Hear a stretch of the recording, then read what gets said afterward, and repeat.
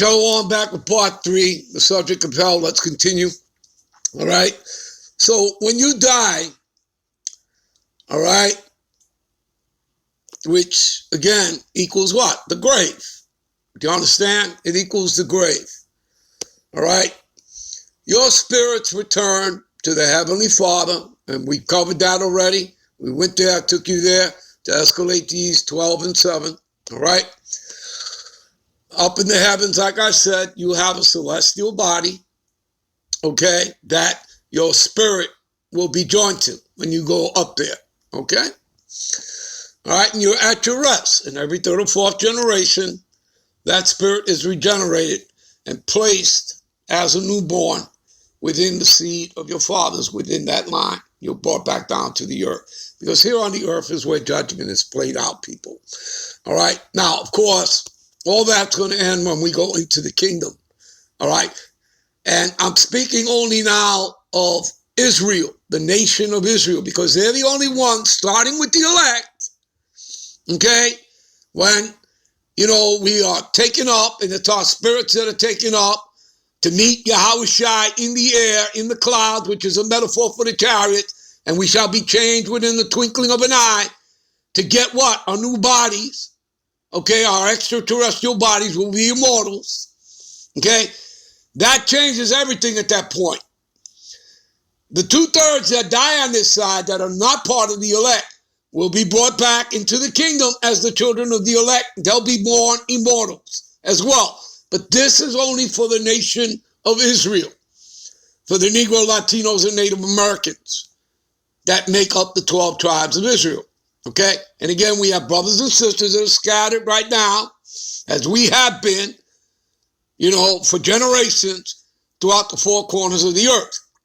So we have Israelites, brothers and sisters that may look like the other nations, okay, and speak in that nation's tongue, but nonetheless, they're Israelites by the seed of their fathers. Again, it doesn't matter what the woman is.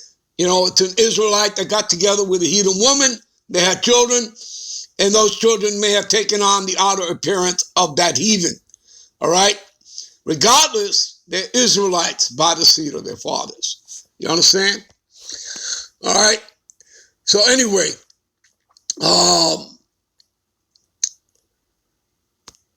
let me give you an example, again, of the spirit. All right? This is Jeremiah 1:5.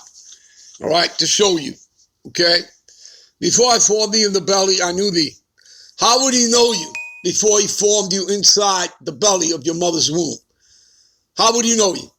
He created you as a spirit. Do you understand that, people? Is that difficult to understand? All right? And before thou camest forth out of the womb, out of your mother's womb, I sanctify thee. Now, does this happen to everybody? No. This is for a certain persons amongst Israel, period. No other nation, okay? All right, and these people will more than likely be part of the elect, okay? So I'm not going to say that they are the elect, but yes, they are a part of the elect, right? And I'll show you that in a minute in the blue letter, all right, to prove what we're reading here, okay? So, and before thou camest forth out of your mother's womb, I sanctified thee, which means is he separated you from the rest of mankind. You understand that? And I ordained thee, which means a decree. So all this was decreed in the heavens before the foundation of the world, when you were spirits, when he created the first spirit. Remember, the Heavenly Father created Yahushua, and Yahushua created everything that you see, including the first spirits ever created. And that's who Yahushua is coming back for, the elect of Israel. All right? And I ordained thee, again, meaning decreed, thee a prophet unto the nations. See that? Now, let's quickly go over here. Give me a minute. All right, this is 2 Peter 1:10. All right, and we're looking up the word elect, right? Election. Strong's G 1589, eklage, All right, this is for your further understanding. All right, so you see it's G1 589, right? And it's eklage, okay? Eklage in the Greek, right? And I'll tell you, people, this is what you have to do. Look up the etymology of words. All right, and we'll get to the word hell. All right, the act of picking out or choosing. Again, what does it say in St. John 15:16? Ye have not chosen me, but I have chosen you. You see that? Nobody chooses the Lord. He chooses you. And when did he choose you? He chose you when you were spirit, okay? He chose certain persons, and he sanctified them and ordained them, all right, to what? To do exactly what they're doing, to come into the truth, to eventually awaken, that they would be awakened, during the Great Awakening. And again, everybody doesn't wake up all at the same time, all right? Let's continue. So the act of the Most High's free will, by which before the foundation of the world, before the world began, so you understand that, he decreed his blessings to certain persons. You're going to find out this is just talking about Israelites, certain persons among Israel, among the Negro, Latinos, and Native Americans. And again, we have Israelites that may look like the other nations. So if they are of this elect number, they would have come into the truth. Do you understand? All right. The decree, right? Again, in other words, ordained. All right. Ordained, made from the choice, again, in the heavens, before the world began, by which he determined to bless certain persons, again, through Yahweh's grace alone. See that? Through Yahweh's grace, his mercy. A thing or person chosen, right? Again, many are called, few chosen. See? Of persons of God's elect. Do you see that? Do you all see it? All right? All right, we're going to scroll up. You see where it says root word etymology? We're going to click on that. All right?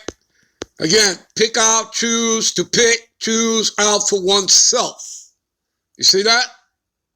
Okay? Again, ye have not chosen me, but I have chosen you. St. John 15:16. And if you scroll down from St. John 15:16 down to the 27th verse, the last verse there, in the 15th chapter, it will tell you that ye have been with me from the beginning. From the beginning of what? From the beginning of the foundation of the world. Do you understand? So he's talking about his chosen elect. All right? All right. So choosing one out of many. Again, many are called, few are chosen. See, Yahweh choosing his disciples, those that would come into following him. All right? Choosing one for an office. That's what this is. You're going to be rewarded. There are different levels to this. All right? Verse C. Of the Most High choosing whom he judged fit to receive his favors and separate from the rest of mankind. You see that? That is called sanctification. And we read it in Jeremiah 1 and 5. You understand?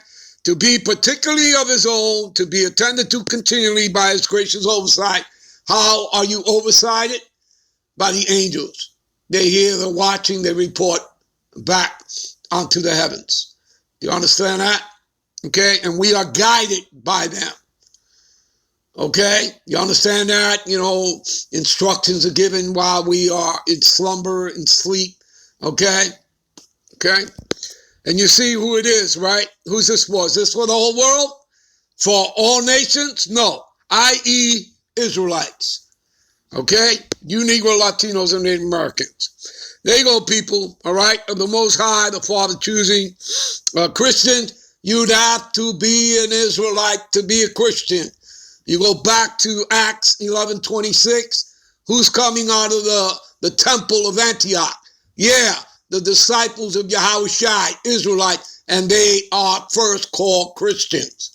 You people understand that? So all these people out here running around calling themselves Christians, particularly Edomites or anybody else of any other nation, guess what?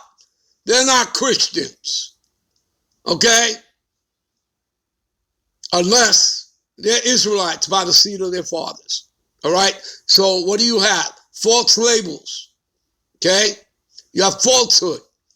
Remember, they call themselves Christians coming here to America, removing the landmarks, right? If you're a Christian, you would know the Bible. You're not supposed to remove the landmarks, right? If you're a servant of the Lord. They came here, they removed the landmarks, stole our lands, wealth, resources, genocided us, murdered us, right? Enslaved us. Yeah, okay. So they're not Christians, all right? All right, give me a minute. All right, this is Acts 2, all right? I'm going to read down to, all right, verse 24 to 31, all right? And this is Apostle Peter speaking. All right. To whom God had raised up, having loosed the pains of death, because it was not possible that he should be holding of it. For David, right, speaketh concerning him, and I foresaw the Lord always before my face, for he is on my right hand, that I should not be moved. Therefore did my heart rejoice, and my tongue was glad. Moreover, also my flesh shall rest in hope, because thou wilt not leave my soul in hell, right? In the grave. In other words, he would be regenerated. Neither wilt thou suffer thy Holy One to see corruption. Thou hast made known to me the ways of life. There you go, the secrets of life. You know that, there really is no death. Okay, do you understand? Like death is simply stepping through the door of death into what? You're going back into the heavens. Your spirit goes back to the heavens. So you're not really dead. It's just the body that's dead. Your spirit's eternal. All right? And it returns back to the Father. All right? So, no, there ain't no hell, people. All right? Okay? That's what these things are proving out. Thou hast made known to me the ways of thy life. Thou shalt make me full of joy with thy countenance. Men and brethren, let me freely speak unto you of the patriarch of David, right? King David. And he is both dead and buried, and his scapular is with us unto this day. There you go. Therefore, being a prophet and knowing that the Most High have sworn an oath to him that the fruit of his loins, according to the flesh, he would raise up Yahushua to sit in his throne. All right. Seeing this, before spake of the resurrection of Yahushua, that his soul was not left in hell, left in the grave, neither his flesh did see corruption. You see that? You understand? His spirit returned to where? Back to the heavens. All right.